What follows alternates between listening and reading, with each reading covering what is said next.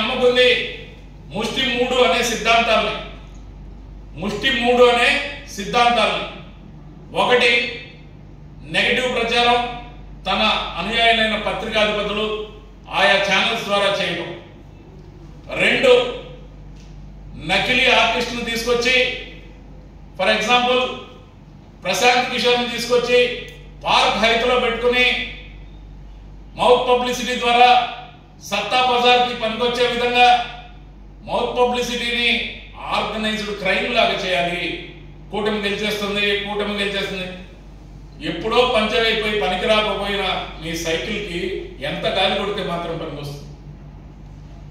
మరొక ఆయన వచ్చాడు నిన్న మొన్న, 5 సంవత్సరాలు జర్నలిజం ఎట్టిపోయిందో తెలీదు, ఎక్కడో ఉండిపోయాడు, ఫిట్నెస్ మాత్రం బాగా మెయింటైన్ చేశాడు. పేరు రవి ప్రకాష్. గతంలో TV9లో పనిచేశాడు.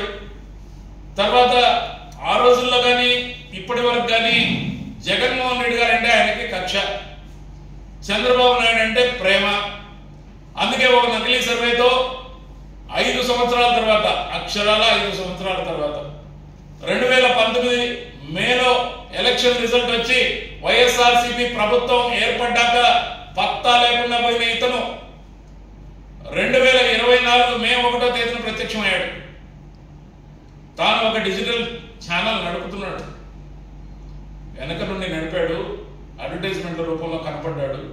కానీ సడన్ గా ప్రత్యక్షం ముందు బాగా హైప్ ఇచ్చాడు. Big brother is coming, boss is back అని ఏదైతే పెట్టుకొని హైప్ క్రియేట్ చేసుకుని తనకు నచ్చిన దాన్ని సర్వే అనే పేరుతో కాదు సుమా, స్టడీ అంట, RTV స్టడీ పేరుతో ఏదైతే వదిలేయడం మార్కెట్లోకి,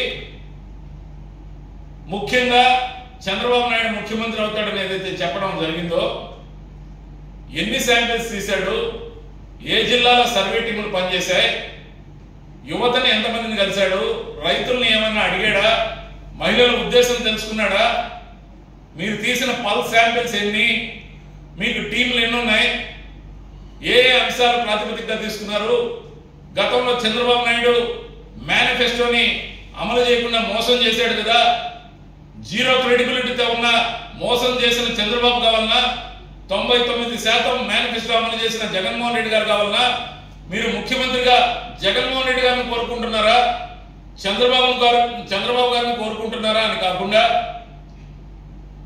జగన్మోహన్ రెడ్డి గారు చేసిన సంక్షేమ పథకాలు మీకు అందాయనేది పరిశీలనకు తీసుకోకుండా కంప్లీట్ బయాస్డ్గా ఒక అమ్ముడు పోయిన జర్నలిస్ట్ లాగా చాలా నీచత్వంతో సత్తా బజార్కు ఉపయోగపడే విధంగా బ్యాక్ డోర్ లో నుంచి ప్రశాంత్ కిషోర్, ఫ్రంట్ పిక్చర్ లో రవి ప్రకాష్, వీళ్ళందరూ ఎవరు? వీళ్ళు సమాజం పట్ల బాధ్యత ఉంది వీళ్ళకి.